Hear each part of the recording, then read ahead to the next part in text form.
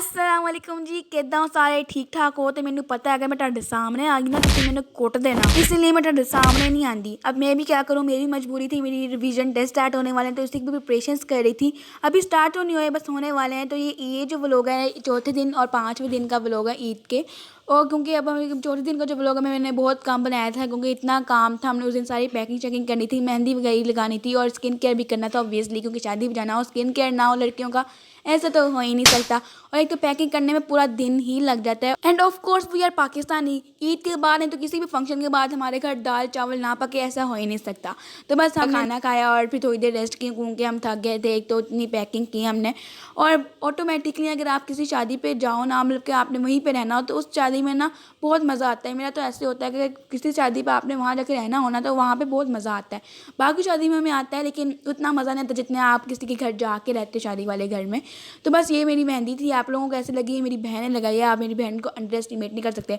तो बस मैंने चौथे दिन का व्लॉग इतना सही बनाया था। फिर मैं सुबह पाँचवें दिन जिस दिन मतलब कि हमें जाना था लाहौर शादी पे, तो बस हम उस दिन जल्दी उठ गए थे। तैयारी करने में इतना टाइम लगा कि मैं अपनी वीडियो ही नहीं बना सकी। मम्मा को हमने पार्लर से लिया और फिर हम चल पड़े।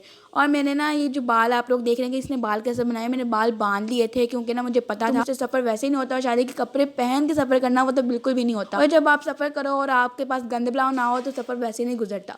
तो बस हमने थोड़ा सा गंदबला खाया और फिर इतनी देर में हम पहुंच गए। वहाँ जाकर रिफ्रेशमेंट ली और हम दोबारा से चल पड़े क्योंकि जो बारात के साथ मिलकर हमने लाहौर से आगे एक शहर है कसूर, वहाँ जाना था बारात के साथ।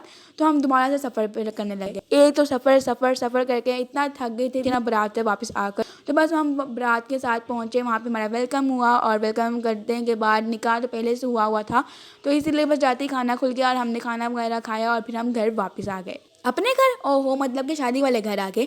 तो बस एक तो सबसे पहले आते ना मैंने अपने कपड़े चेंज किए जो कि मुझसे बिल्कुल भी बर्दाश्त नहीं हो रहे थे। कपड़े चेंज करते हैं ना इतनी देर में पता चला कि दुल्हन आई है तो उसके वेलकम के लिए खड़े हो जाए जल्दी से। तो बस हमने दुल्हन का वेलकम किया और दुल्हन के वेलकम करने के बाद हम सारे बातें शादी करने लगे। फिर हमारा प्लान बना कि क्यों ना हम कहीं बाहर से कुछ खा के आते हैं क्योंकि हमें बिल्कुल भी टिकाना नहीं है। और जब आपकी भी हड्डी को बिल्कुल टिकानी है तो घर बैठने की कतई ज़रूरत नहीं है, जहाँ दिल करे वहाँ जाएँ।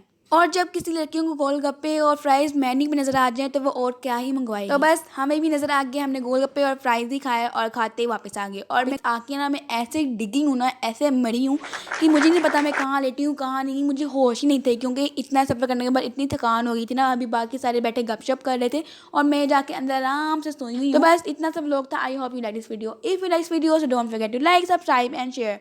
और कल का व्लॉग देखना बिल्कुल ना भूलना। तब तक के लिए अल्लाह हाफिज़।